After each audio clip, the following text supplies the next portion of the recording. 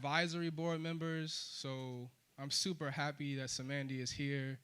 She basically keeps us together. When you got 4 dudes running something, you know you need a woman involved in some capacity. So Samandy is a music industry veteran, lifelong creative. Her love for arts, music, and culture is influenced by her Thai and African American heritage. Welcome, Samandy Russell.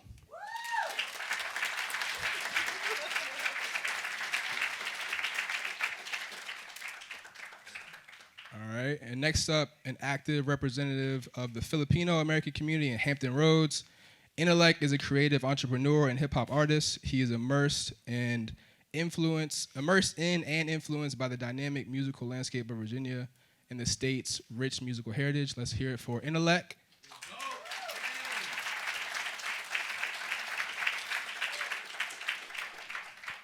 And then next up, my guy, Charged Up, artist, producer, entrepreneur, and community activist.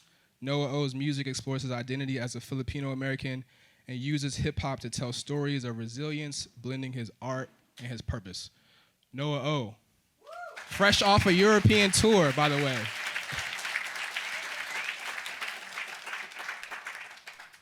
And then our special guest and moderator for this panel, very important, even though he's not from Virginia, having conversations and getting to know Joseph over the past few months, the connections that he has to us is the reason why we are glad that he was able to join us to lead this conversation.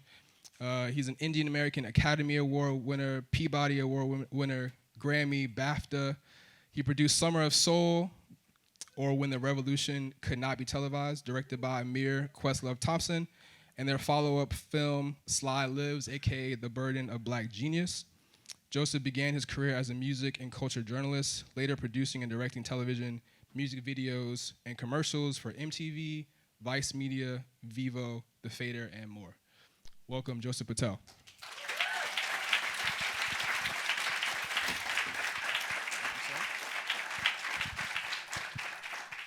I'm gonna get out of the way. That's why we got Joseph here. He's a pro, and I'm not a pro. But here we go, Joseph. Thank you, sir. Thank you. I'm very happy to be here. Very happy you guys could join me. Before we start, my memory is not what it used to be, so I have notes. First thing I want to say is thank you to the Virginia Museum of History and Culture for hosting this event. I want to thank Vaughn Moss and the Virginia Hip Hop Foundation for putting on this event. I want to thank the panelists tonight. We'll get to introductions in a second. But also, I want to say this is really important. I want to thank all of you for coming. In this age where everyone is just behind their phones and their computers, like showing up is the battle. And you guys showed up, and I really appreciate that. So give yourself a round of applause.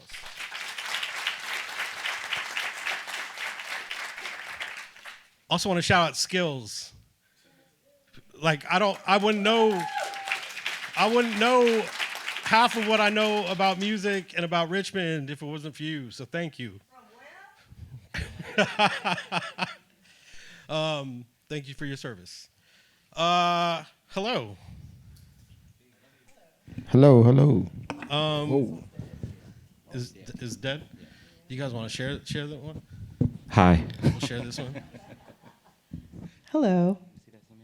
So first thing I want to do is just have each of you introduce yourselves and also tell us about you and your family's heritage and your connection and how you ended up in Virginia. We'll start with you, Samandy. All right. Well, I'm Thai and Black. My mom in the audience. Hi, Mom. She came to Thailand. As we know, sometimes women get married to an American in the service, and they end up here. So that's how she ended up here. But that wasn't my dad, you know. But she ended up working on as a tailor at Fort Eustis, and actually meeting my father. They lived in the same apartment complex, so they fell in love from there and had me. And my dad's from Norfolk. Norfolk State Spartan original. So, and that's how I'm here. Intalek, Virginia Beach. So my mother is from Olongapo, Philippines. My father, again, Virginia is just military, so my father's from Philly, joined the military, went to the islands, ran into a beautiful woman named Susan, and chased her down for about a year or two because my mom was not feeling this guy. He was super aggressive. Showed off his motorcycle a number of times, thought that would, surprise her. She's like, we got motorcycles everywhere. But eventually they kind of made the match go. My sister was born first, so my sister was actually born in the Philippines. And then a year later, he had to move to Portsmouth, got relocated in Portsmouth, and I was born in Portsmouth Naval, and been in Virginia since, moved around, things like that, but that's my origin story. Yeah, I'm good. My name is Noah O. So I was born in San Francisco, California. My grandparents came from the Philippines. They're Ilocano, from a province in the north of the Philippines, and they immigrated to the United States around the time of World War II. My father is Sicilian American. He was born in Virginia. His pops was they were like full-blood Sicilian. They were from New York, but his mom was like, my grandma's side, on my dad's side, their last name was James, so they're descended from like the first Scots, Irish, English people who came and settled Virginia. So like my father's Virginia guy, he was kind of a free spirit, so was my mother, so he felt like Virginia was not the place for somebody of his mindset. So like he ended up on the West Coast. That's where he met my mother, and then they moved back to her hometown in San Francisco and created me, or birthed me. Yeah. How long have you been here? I grew up here since middle school. So when I was in 7th grade, my parents were separated, and my father needed to start his life over, so he came back to Virginia. And then my mom was having a hard time, like with me and my sister. So one day she just put us on a plane. She said, "You going to Virginia?" And then, yeah, we could get into that culture shock. Let me just say that.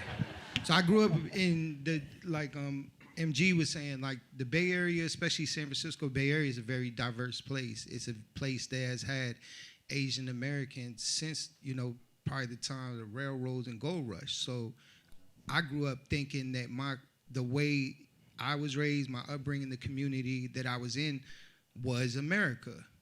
And now, when I moved to Virginia, I saw how unique and how very different it was. I grew up in a part of San Francisco in a city that's on the border of San Francisco called Daly City, which was like, I think to this day is still the highest concentration of Filipino Americans in the United States. So I thought all of America was like this. Like, you grow up, everybody's Filipino, or you grow up in this neighborhood, you get money, and then you move over there, and there's hella Filipinos there. But now, when I was dropped off in Richmond in this was like the mid-'90s, like, I saw the reality, and I'm grateful for it, because it definitely prepared me on how to navigate like the rest of America and my path in hip hop. Like, if I wouldn't have had that experience, like, it's one thing when you grow up somewhere and it's like, it's kind of safe because that's what you're used to, but the truth is, being Asian American hip hop, it's not common, it's not the norm. It's still a barrier or something that the rest of America still has to get comfortable with, but growing up in Virginia definitely prepared me on how to navigate that. I think, as someone who also grew up in the Bay, there is that sense that you think the rest of the world is like this, because at a very young age, you were confronted with all cultures. And then once you leave the Bay, you realize not everywhere is like that. I want to ask you each a question that I think really taps into the thing that why we're all here, really. How did you first fall in love with hip hop as a culture? Not just in music, but as a culture. I would say the mixtapes. It was around I guess Justo Awards were still going on. My ex-boyfriend actually put me onto it. And he was just like, oh, get me some mixtapes since you live in Brooklyn. I was going to school at LIU. And so I would get the Canal Street. There'll be 6 for $20. On Nevin Street be 2 for $5. And so I just, initially it was for him, but then I started building my own collection. And then I just started, reading the back of the CDs and stuff like that, fall in love, like COC, Children of the Corn, getting McGruff big time. And then, let me see, Murder Mommies. That was an era, so I really looked up to them because I was like, wow, it's these group of women that are so powerful. And if you guys don't know Murder Mommies, it was First Lady L, Rod Digger, Remy Ma. It was just women in music and media that were together, and they were just so powerful to me, and that's what got me in love with music. So I would say hip hop's just always been just a culture for me. Father's a Black American, so Black American in Philly, you up and down the block, you got music going everywhere, every day, every sound, things like that. But it was just something that was always a part of just my lifestyle. My mom's huge LL fan, so she's really into R&B and things like that, but her rapper was LL. So you couldn't tell her anything about that. That was always playing in the house. But Pops would always get any CD coming out, anything that was generating, he was grabbing. I remember him throwing them on the bed, his new collection. I'm going through his cassette tapes as I'm young and just playing different things, you know what I'm saying? So it was just always a part like that. To me, hip hop is my culture. That's all I really know is hip hop. So I embrace that fully all the way. But in terms of it really connecting for me was that Fugees album. The score that's when it was oh, this is something. What is this? And front to back, every word on that album. And then from there, it was just I'm absorbed, and it just stuck with me since. So. And what made you want to make music?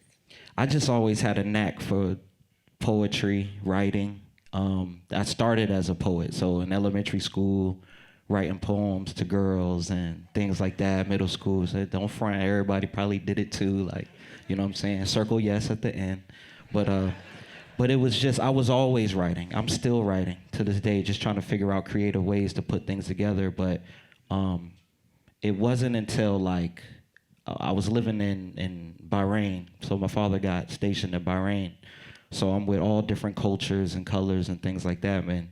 We would all meet up at this youth center, and kids from all ages, and in every state, every country, and whatever CDs they were listening to, whatever music they was listening to, and we would just sit and write and share bars, verses, battle, things like that, truly in the culture. But I was just always writing, and then that's what turned it for me, was okay, I can do something, because now the reactions for me rapping was oh, you're really good. I'm all right, well, let me kind of stick with this. And the girls were still checking it out, so it was fire. But that's when it clicked for me. When I lived overseas in Bahrain, I just kind of took it from there and just kept going. And this is 2001, 2002. Yeah, I know. What made you fall in love with the culture, but also what prompted you to start being a part of it? Similar to what Intalek was saying, from the time I was born or my earliest memories, I just remember hip hop just being ubiquitous, a part of my life. I grew up in this inner city in an urban environment, so when I leave the house, these are the sounds I heard. I had an older cousin that grew up in my household as my big brother, and I'd sneak in his room. He'd be playing tapes, but it was just a normal. It just was ever present, right? I don't recall a time where hip hop music or rap music wasn't in my life, but especially again in the Bay Area, my cousin I'd ask a million questions. He'd show me people like Too Short or E40, California, especially the Bay has always had rappers. It's been very big as far as independence. So he'd be listening to tapes from people that were from neighborhoods that I could get on the bus and go to. So I think it was that is what always captivated me. Like I would listen to these songs, and the things that they were describing were places that I had been to or places that I had experienced. Like, okay, that city's over there, that's this. And then probably right before I moved here, I remember like I started watching more videos, and that's when I'd see like East Coast artists. And I remember seeing people like Nas or rappers from LA, and it was just always it was always interesting to me to learn about other people and other cultures and places I hadn't been yet. And if you listen to most rap music, it's really a lot of times like autobiographical. So these guys are describing their environment, their music sounds like their environment, their style of dress. So like that's what really captivated me. But the first things that made me want to get involved, especially as an Asian American, right? Like I think sometimes when we want to do something, you look for somebody that you could see yourself in. So in this time in hip hop, there was a DJ crew, or there is a DJ crew from the Bay Area called the Invisible Scratch Pickles. These are like a legendary worldwide crew, and they were from the neighborhoods that I was growing up in. DJ Q-Bird, DJ Mixmaster Mike. Apollo. Yeah, Apollo. These are guys, and this is not like DJ like nowadays people call somebody DJ because they press a button and play a song. Like, no, these are turntablists. Like, they use a turntable the same way anybody else can play an instrument. And to see like these young Filipino guys, and these guys are like battling a whole other crew from New York, or they're here in Japan. Like, I would see them in magazines, and then I'd ask like people that I knew in the area, and they'd be like, oh yeah, my older cousin knows them. So like, I think that was like some of the first memories where I was like, oh, you know, there could be a place for me where I could do something within this culture. But to be a DJ, you know, you got to spend money on equipment. I was a kid, so I didn't have like money to buy turntables and all this other equipment. So the easiest thing was just writing. I could always write, like similar to Intalek. I would channel my feelings or my thoughts, things I was trying to process into poetry. I would take creative writing classes, and that was probably like the beginning of me learning how to express myself. Shout out Invisible Scratch Pickles. Yeah, man, legends. You know, all three of you are mixed, and you know, I imagine the experience of growing up in a mixed household. You are navigating two different cultures simultaneously at all times. How did the Asian side of your backgrounds come into play in what you were doing in hip hop or in your life? You know, in the previous panel, Mundane talked about how he throws a little few like subliminals in his raps, you know, just to acknowledge the culture. But you know, for each of you, just in not only in the art you make or the things that you do, but like in your everyday life, how do you navigate the two sides, the two cultures?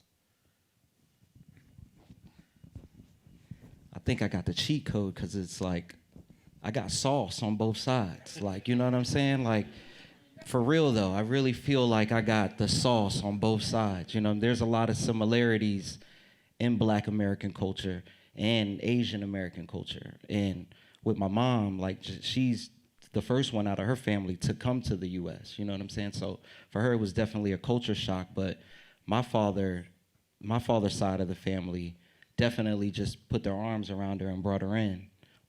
So, you know, just growing up, seeing different, like, you know, there was differences for sure, but it was always love in the household. It wasn't like any different, like, you know. It was only when I went outside that you would see the differences, you know what I'm saying? So for me, a lot of the issues or a lot of trying to figure out where I was at was like maybe sometimes I was too Black for Filipino rooms and then too Filipino for Black rooms. Just being, you know, in the neighborhood I grew up in, it was just more, it was diverse, but it was more Black than anything. So I just kind of gravitated to that, playing sports, basketball, football, things naturally. But I just use it, again, to me, it's just like a superpower. You know what I'm saying? Like, it's just fly as fuck. Like, you know what I mean? Like, I don't know how, no other way to say it, but it really was just societal, right? Like, art is art, no matter what you're doing, there's no color to it unless you're putting color to canvas or in your words. But I just never looked at it like a crutch. You know what I'm saying? How did the Filipino side of your family respond to you doing what you do? So the unique thing with my mother is her parents passed away young. So she moved around a lot, just trying to figure her spaces out in the islands and things like that. So she was kind of like one of those kids that was just left to lose, you know. But she found her space, you know, started to move up. And so on my mother's side, I never really got to meet that family. It's only probably within the last 10 years I've started meeting more aunts and cousins that have made their way here or in California. She's got a huge family in San Diego that we're connecting with now. But again, it's just kind of like an embrace. Like everyone's like, oh, you know what I'm saying, cousin, you know what I'm saying? So that's the thing now. It's like even on both sides, like I'm trying to figure out, you know, it's a broken family in a sense, you know? So I'm not sure where the roots are in my father's side. My mother lost her roots, you know, and then trying to grow roots in America.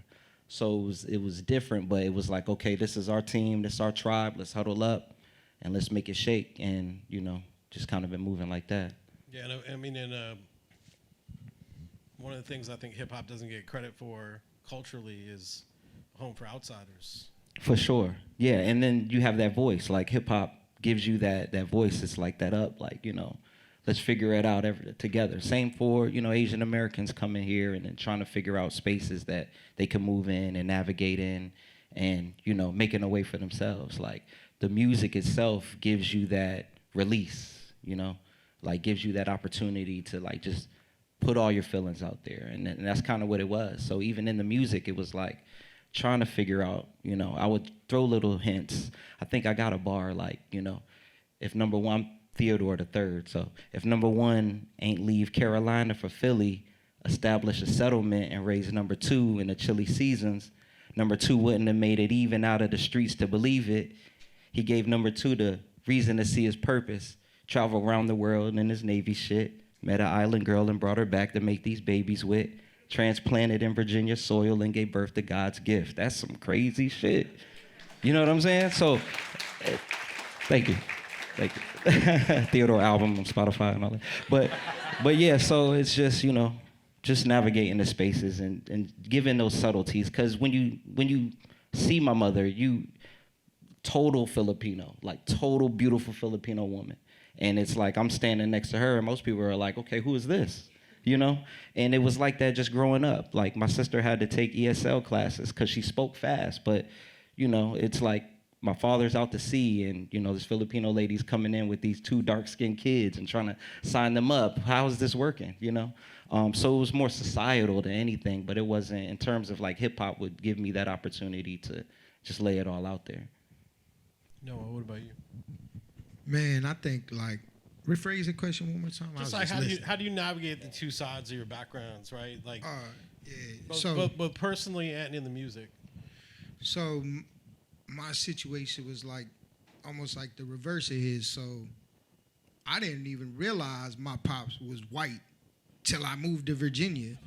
And then, you know, as a grown man, I like was able to process it. Like I'd see people out like, okay, that's my father. When I'd see a group of people and there's like one white dude amongst everybody else who's not white, I was like, okay, that's who my dad was amongst, you know, what I was raised around. So I had to really see it from the other side. But yeah, all through growing up, I was never really around much white people.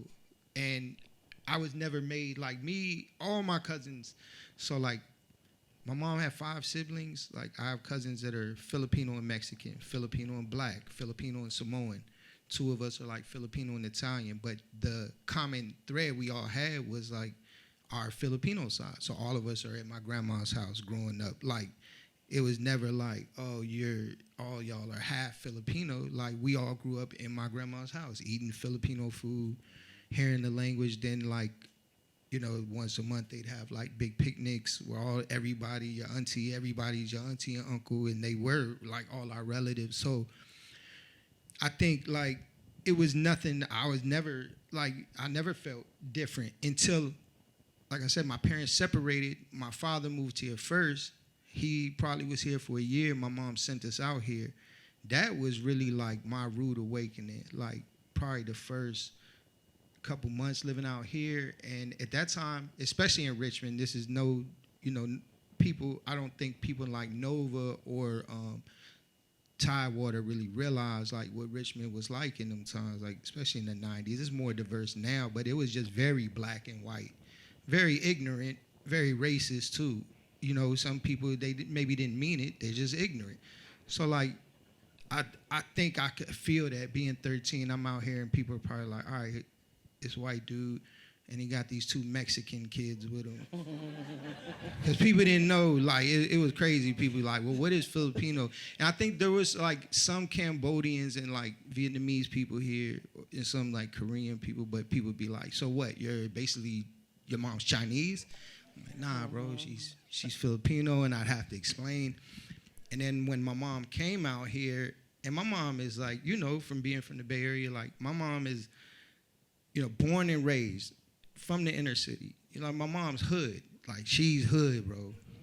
Well, she was hood. My mom passed away. But, she's from the inner city. My mom grew up in Patel Hill. She actually grew up with SLY and the Family Stone. So, like, my uncles came up playing funk, being in bands. Like, it was, like, one time, my uncles tried to explain to me, especially for, like, my grandparents' generation. My grandfather came to San Francisco at a time when there wasn't a lot of Filipinos. A lot more came in like the 70s when there was some like political turmoil. But he came over, right? He had came over early as a teenager. He was a migrant worker picking fruit in like the Central Valley. This is when people like Cesar Chavez and workers' rights and things like that. So there's a lot of like solidarity with, that first wave of Filipinos and like the Mexicans.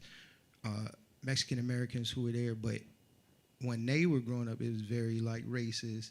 Even in San Francisco, like they were in some of the neighborhoods they lived in, they were the first like non-white family because my grandfather was doing good. But my uncles would tell me like, they felt like growing up because there wasn't like already examples out there like of what type of American they would be. And oftentimes like that context is in the lane of black or white. So them, growing up how they grew up, like they weren't whitewashed.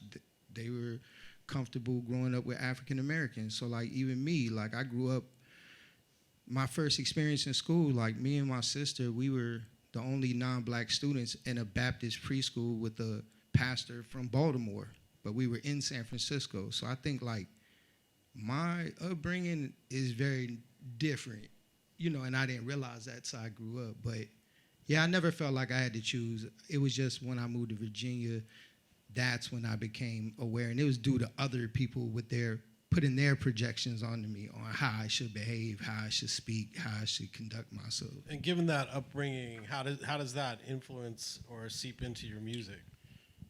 I think it's made me very well-rounded. I think like experiencing some of like that awkwardness or the way people would behave towards me growing up, like you have to have thick skin in hip hop. Like hip hop is not. This is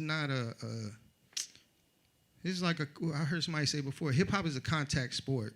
It's different now. Like you could rap and just be in your bedroom and never have rapped in front of people in real life. But like growing up and the type of rap I do, you have to be in front of people. You have to be in environments that are hostile. You have to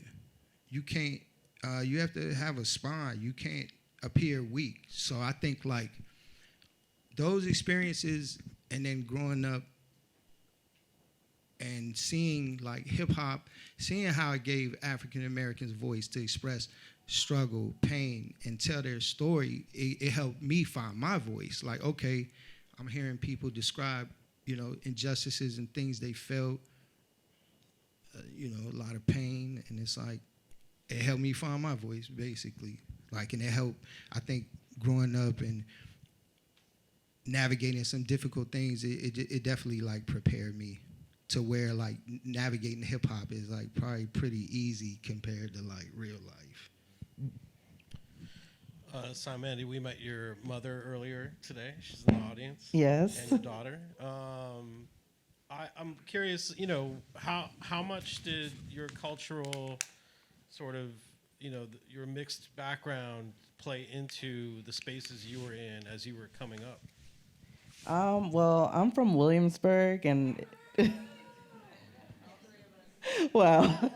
And if you guys know, as you mentioned, Noah, it's very black or white. So me being a mixed child coming up in Williamsburg, I actually lived on both sides of the tracks, you would say. Like I lived on Ironbound Road, and that was predominantly black. And just growing up in that area, I had, like street signs and mailboxes thrown at me in my sister's room, to moving to the white neighborhood off of Route 5, where there's like 10 plantations on to this day. My dad would go on a walk in a neighborhood, and they would do neighborhood watch and say, oh, there's a suspicious black man walking in the neighborhood.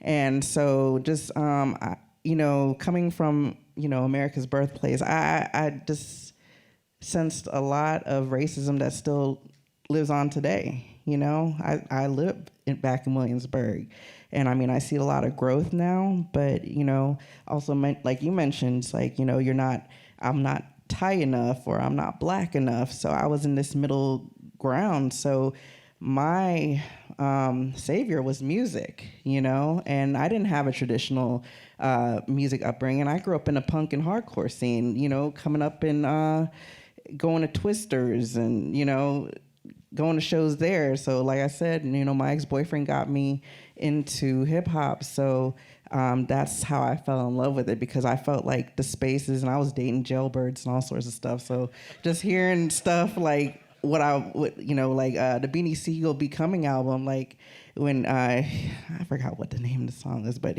something resonated with me that I was like, man, like I just felt it. And I just felt like, everything just aligned, and everything just, in my professional, because I did more journalism and media, I didn't really feel like race had anything to do with it.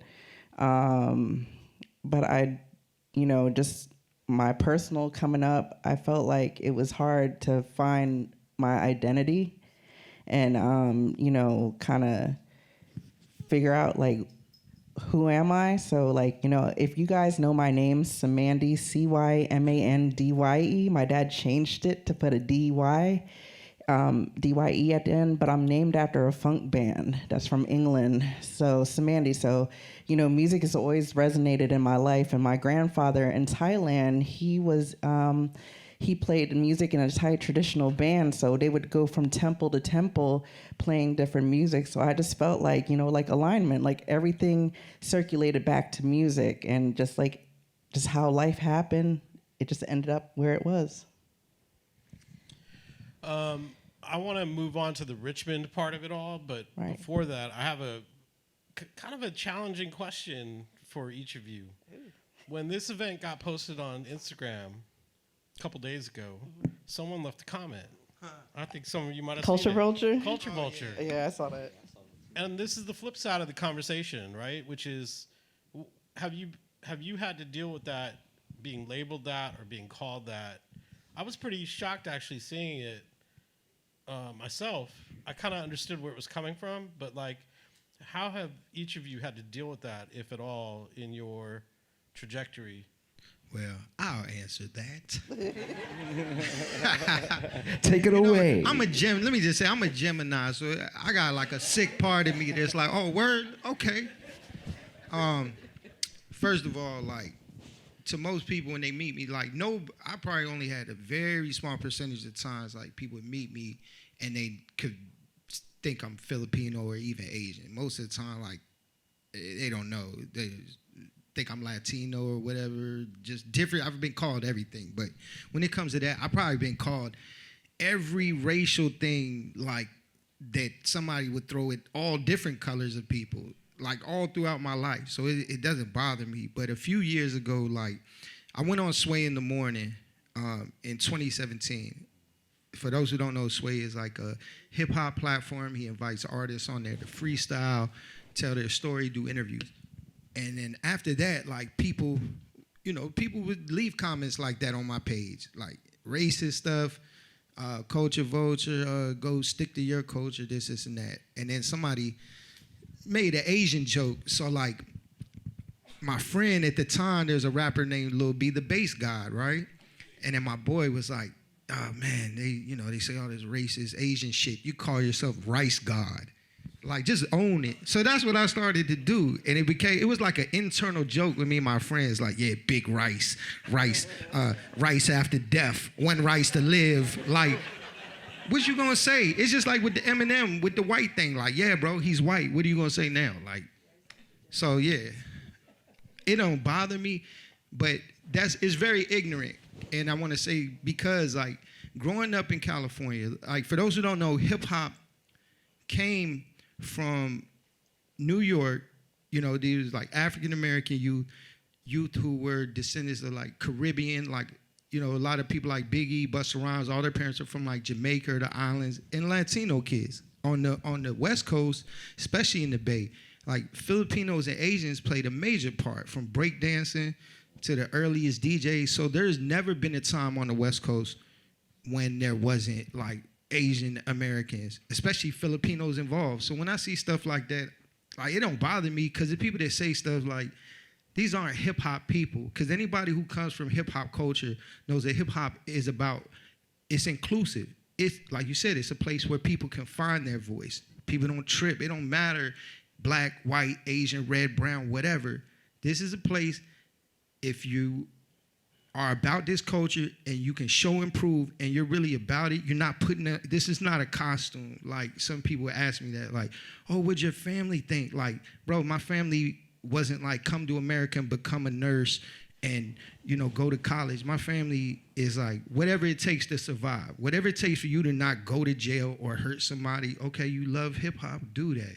Like, so it's not, when I hear stuff like that and see stuff like that, I already know off top, like, these people aren't from hip-hop culture. They're trying to have a political race discourse and debate on the internet. And it's like, bro, whatever, bro. I hope you find peace and happiness. But that's it. That's the only answer I have for that. Yeah, no, I would say you said it all, in all honesty. My only thing to that is the internet's not a real place.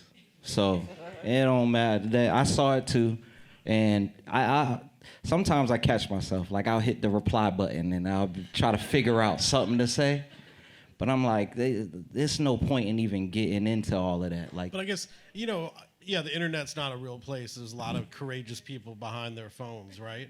But in real life, has that ever been a criticism lobbed at you or anything that you faced in real life? Yeah, I mean, I wouldn't say so, in all honesty, because again, I think I was just kind of fully immersed into the hip hop culture super early, where it's in my walk, it's in my talk, it's in my mannerisms, things like that. So I was never thrown that. The only thing that I wouldn't contribute or kind of pair it to be the same, but shout out to the homie Rena out here.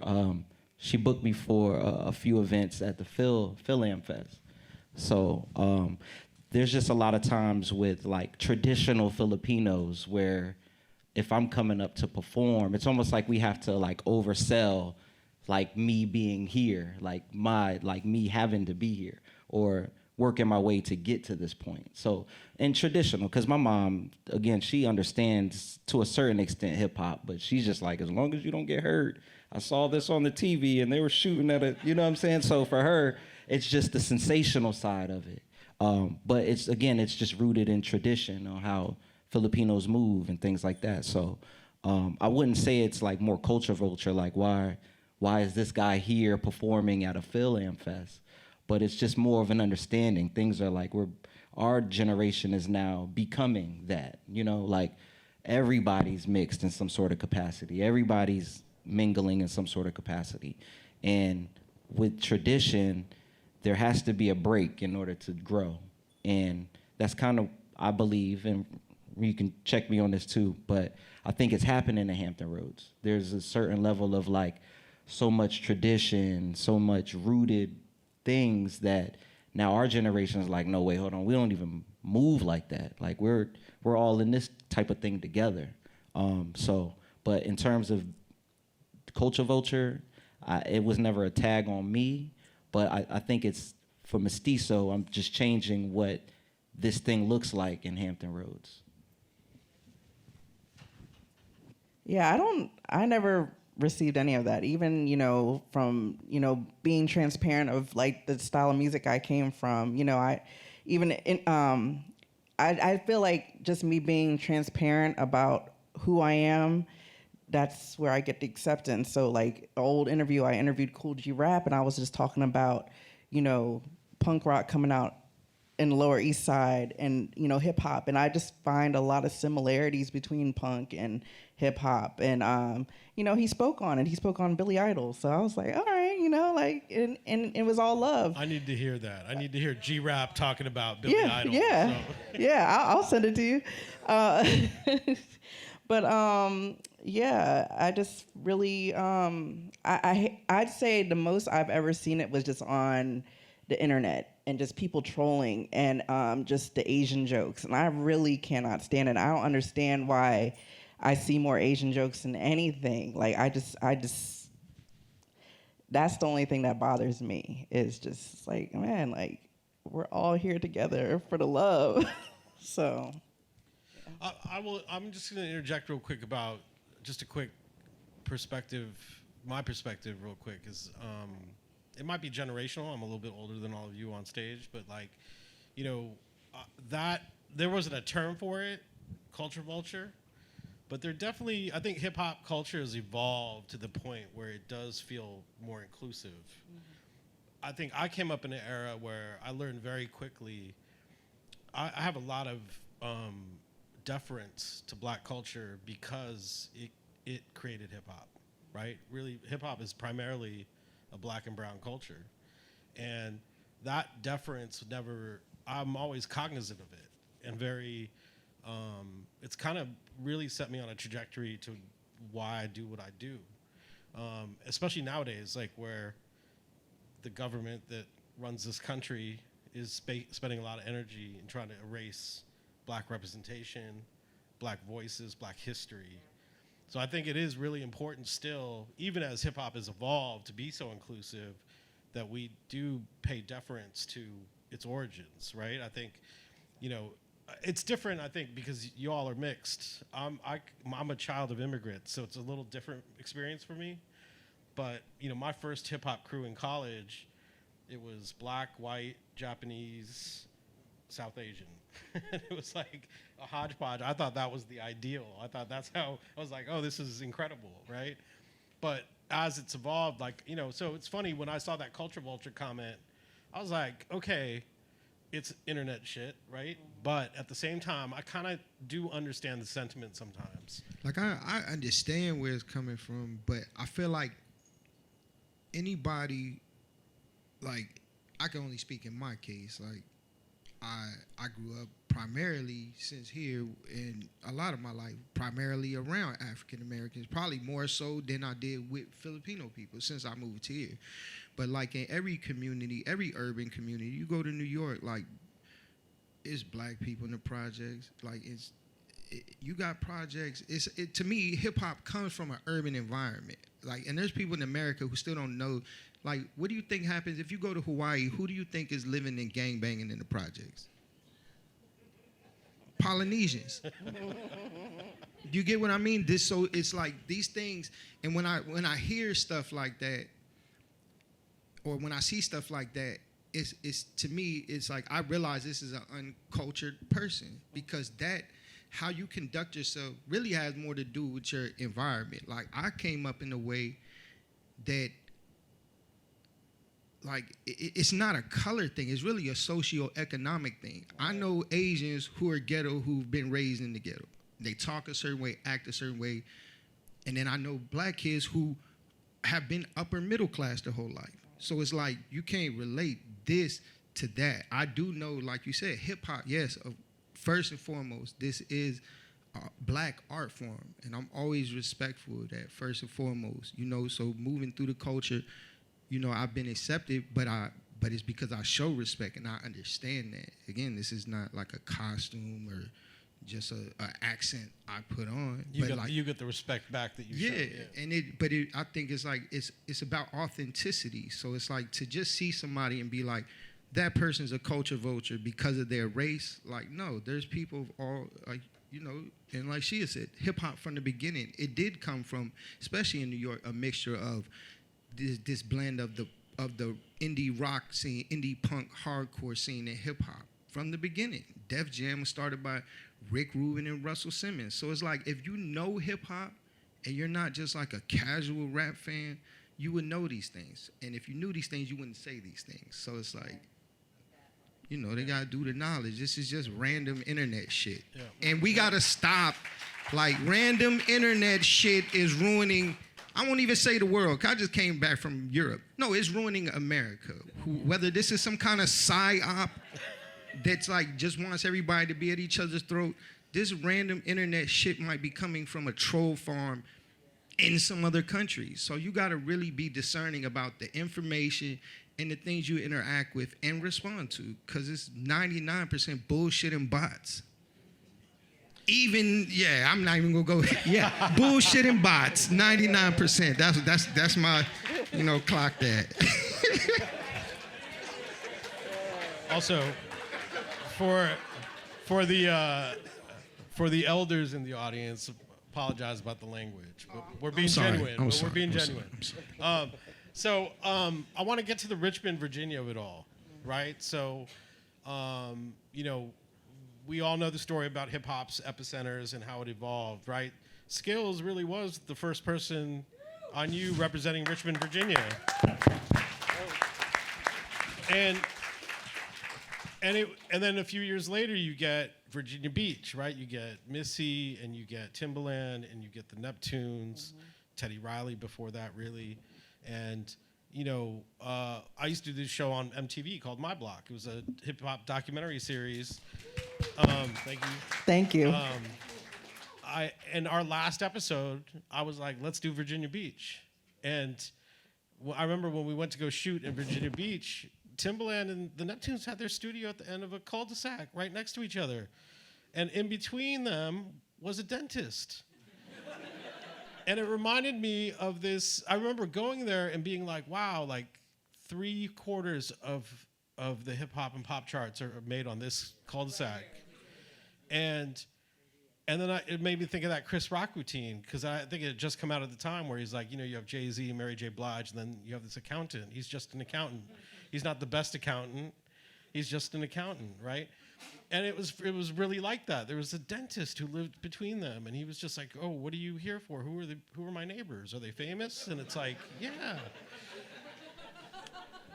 But I wonder, you know, I want to know, you know, as people who have made your bones in Richmond, what pride do you feel in this community that maybe others on the outside don't see?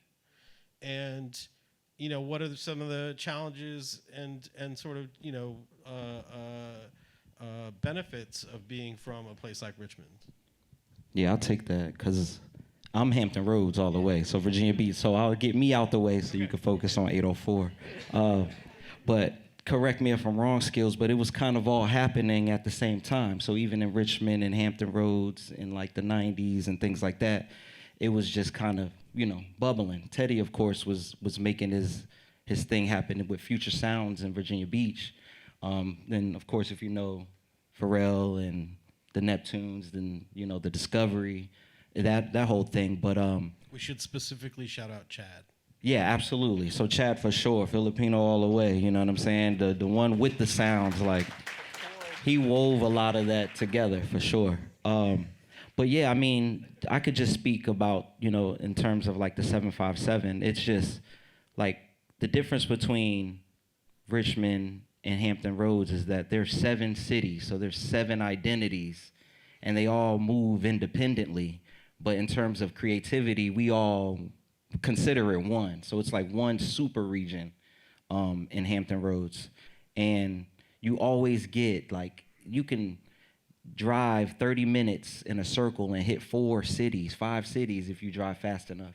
And you can see the differences though. Like you could really see the differences in sound and culture and, you know, civically, you know, things like that. So it's just, I think that's what creates the identity. Like when my guy said that, you know, people say that Virginia doesn't have a sound. We are the sound. That's the fire part. Like you put us in any room and do anything. I got a slogan or motto. It's called Virginia Talks Different.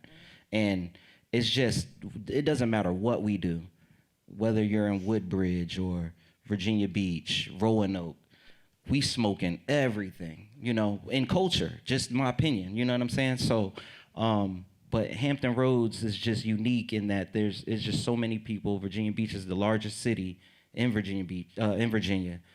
So it's just super touristy, you know what I mean? Richmond was my first ever show. My first book show was in Richmond. It wasn't even in Hampton Roads. So that's my love for Richmond. I went back and forth. I had someone I was dating at the time went to VCU. I was up here every weekend, rapping with Noah and radio and Mike, just trying to figure out spaces. But we was just doing our thing, you know? Then I would go home and kind of reiterate and put these points. And Mandy was doing her thing at Norfolk State and on the radio. And we're just figuring out spaces that we can get to. Because it was still new. While, you know, the pioneers like Skills and them were carving out space for us in this industry. I look at it like we're the new OGs now. So while they've widened that space for us, how do we continue to keep culture moving, culture pushing, you know? And in Hampton Roads, that's kind of where I've landed at. Like I still do music and things like that, but for the greater understanding of what it is that we're doing, we've got to move things forward so they can keep elevating and pushing things up. You know what I mean? But Virginia Beach, the sauce is there. You got Clips, Timbaland, Neptunes, me. You know what I mean? Like it's just a lot. So, but no, it's just dope, man. And then even in the area, you can go to Norfolk and find a whole batch of artists that are smoking it. You can go to Newport News and find the same thing. You know what I'm saying? Shout out Quan. Yeah, for sure. LES is always in Newport News, and you know what I'm saying? Bink is still in Norfolk. You know what I mean? Like Knots is always hanging out in Norfolk. Like our pioneers are still home. So we gotta embrace that. You know what I mean? And you know, we're just pushing it forward. So Mandy, like what finding your space in Virginia, like what was that like from an industry perspective? Well, I started at Norfolk State. I auditioned for Hot 91 WNSB, and you know, from there, just you know, interviewing. I had you guys mind if I cuss? I had a show. I had a show called Mindfuck Radio, music that get in your head and makes you think, and that's where I interviewed Cool G Rap and different people. But interviewing PD Crack. His manager is like, yo, you know, you ever thought about getting into blogging? And I was like, blogging? Like, I can't write. I was like, I don't want to write. He's like, no, you know, just try it. And I was like, all right. So I did it. And, you know, I took that as I ended up writing for hip hop since 1987 because he was one of the secret investors in that. And he was just like, so I pretty much saw all my friends, including Intalek, and anybody I saw that was doing something on a grand level, I was like, you know what, I'm promoting this because I feel like what hip hop since 1987 was doing with their Philly artists, I wanted to just use the platform and apply it to the Virginia artists. And then that, you know, opened the door with Respect Magazine and, you know, doing different things, Patchwork Studios, and you know, I'm more of a creative, so I'm more on the back end, like graphic design, things like that. So there is a place, and you can get a career in music, and you know, you guys never leave out the engineers. There's plenty of space for everybody, and just like, I just feel like, what was the question again? I just, you know, because the industry. You to some extent had to sort of create your own industry, yeah, right? I had to create my own, like with Mindfuck, and you know, you mentioned Timbaland studio. One of his A&Rs, Larry Live, he was in a group called Surrounded by Idiots. I don't know if you guys are you guys familiar with Surrounded by Idiots? Okay, so that was a group with Timbaland, Pharrell, Magoo, and Larry Live. Google it, Surrounded by Idiots, and you'll find their old tracks like what was it? Big white spaceship. Skull caps and striped shirts. And so that would give you a little history on Virginia, but like I was his creative, helping him with creative direction and stuff like that. So I just felt like I'm thankful for Norfolk State forever and their radio station, because that opened a door for me to be able to maneuver in the entertainment industry. And then, so I always advise everybody, if there's internship opportunities, look into it, but be very intentional. Like, just don't do anybody. Like, make sure you're doing some legit stuff. So, I mean, yeah, that's all. My bad. What was the question? So basically, representing for Virginia in general, like, what are you proud of from being from here, and how is that reflected in the music? But also, what have been the challenges of like finding your footing in a space that isn't recognized necessarily? So, of course, things I'm proud of. Like, I was fortunate. Really right at the time that I came here, Skills had just came out. That was a major album. Then right after that, or right around the same time, was D'Angelo. D'Angelo pretty much, helped neo soul become a thing. So I'm seeing two artists from this relatively, mid-sized, not known city come out. So it definitely like immediately gave me hope that like, okay, I can do what I want to do. I can go down the same lane, even though Richmond isn't that big. And then later on, of course, around the time that you did the My Block show, we had other artists from the same region, Chris Brown, Trey Songz, as well as numerous producers who went on to make a name for themselves. But the challenges, I think the biggest thing is this isn't like a media hub. So we don't have the media, we don't have the outlets to get us heard, right? So I do believe we have, and is evident, for somewhere that isn't along the coast or New York, Atlanta, or LA, like we've produced probably like a disproportionate amount of like legendary people, but we don't have, Shade 45 here. We're not Atlanta. We need like media. That's what gets us heard. So like what you did, that's tremendous to come here. So like one thing I've done, I throw a festival every year. Like I've been fortunate. I've been on Sway numerous times. I was interviewed on Hot 97 in New York with DJ Enough before I was like even interviewed in Richmond. So I've been able to go to Atlanta, other places, and get my story known, make more people aware of my music.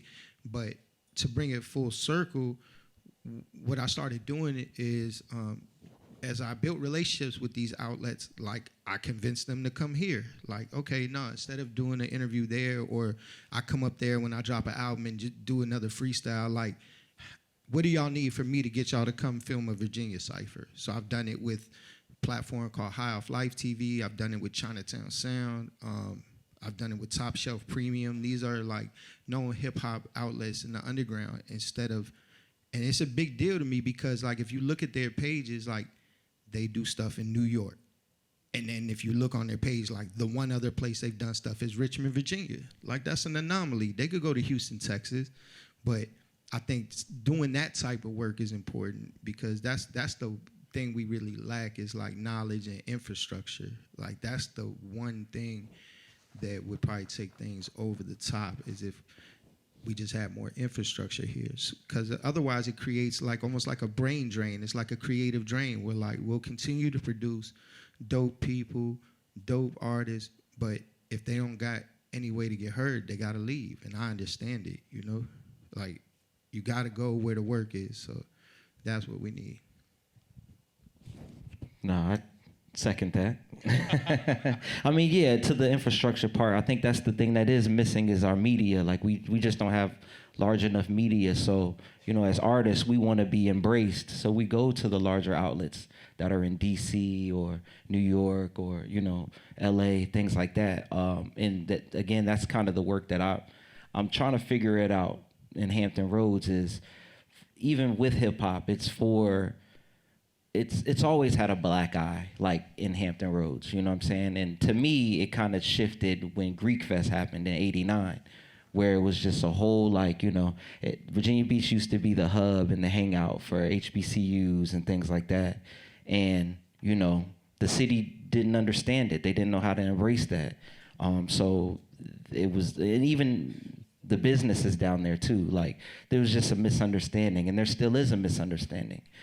So I want to live in that space where I'm meeting council members, civic leaders, any business owners, and letting them know what this hip hop thing is. To me, they just need a soft landing into knowing how to get or understand what this hip hop thing is. Because again, they're online leaving comments like Culture Vulture or saying certain things, you know, and there's just a misunderstanding to what it is. I feel like Richmond's art scene is a lot more, because it's just one, so, you know, and this, I could be wrong, but, you know, there seems to be a commingling of art with everyone. It's still a separation in Hampton Roads, and that's kind of the space I want to figure out is, all right, this is what we do. This is how we generate revenue. This is how we can bring culture, you know, to the oceanfront, because it only looks a certain way. There's only a few hip-hop spaces you can go to in Hampton Roads. We got to still perform in dark clubs, on the low, or, you know, unless you're on the larger stages like Elevation, Norva, things like that. But if it's not on there, then it's like, all right, you're performing at a bar, you know, in front of other rappers. What's that doing? That's not doing anything. You know, you're getting your chops up, but it doesn't really push anything. You know what I'm saying? So I think it's a lot of rooted history in Virginia that should be uprooted so there could be an understanding of what our culture truly looks like. That's pretty much our time. I want to thank you all for being on this and engaging in the conversation. One thing I do want to say, in preparing for this night, the thing I respect about each of you is how much you do. It's not just one thing. Some of that I imagine is out of necessity, but it is also, you know, I think inspiring to see just how it's all connected. You know, it's not just the music; it's having to support yourself and support others, and it's not. It feels like you guys are each representing more than yourselves. So, respect. Thank you. Thank you. Yeah, thank you all. Thank you for everybody who came out tonight. Appreciate it. Let's hear it one more time for our panelists. I want to thank Mundane, thank MG, Samandi, Intalek, Noah O, and you know they talked a little bit about Joseph working at MTV and doing My Block. Like that's what I was talking about earlier. Like Joseph is not from Virginia, but he is not a stranger. Like bringing MTV to document what was happening in Virginia was a big deal. And you know, we talked about him and Questlove doing the SLY documentary. They actually interviewed D'Angelo in his last interview before he's passed away, and he was here at D'Angelo's funeral. So Joseph is our cousin. So we're happy to have him. Very important for him to be here. So thank you, Joseph, for taking the time to come out.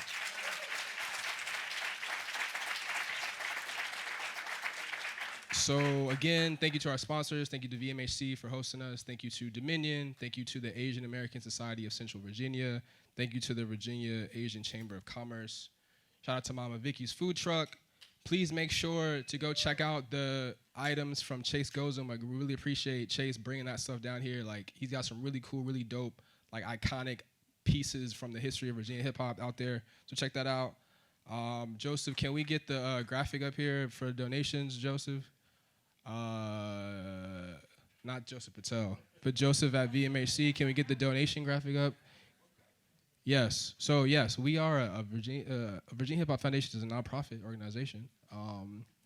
So if you are inclined to give, please support to help us do more cool things for the culture like this and bring dope conversations with dope people like our panelists together to celebrate the culture. All of the proceeds go to our mission. And again, like I said, the partnership with the VMAC is about us building towards building an exhibit to celebrate this culture that Virginia has done to impact and influence hip hop. So any support you can give is greatly appreciated. Quick housekeeping note, please do not come on the stage as we take some pictures. Monday and the MG, please come up and take pictures with us. Any of our Virginia Hip Hop Foundation board members that are in the audience, please come to the stage. Everyone else, feel free to go out into the lobby area here to check out the artifacts from Chase, take some photos in the backdrop. Our panelists will come out eventually, and you can catch them if you can. But other than that, thank you again so much for coming up. Happy AAPI Heritage Month. Again, be safe and good night.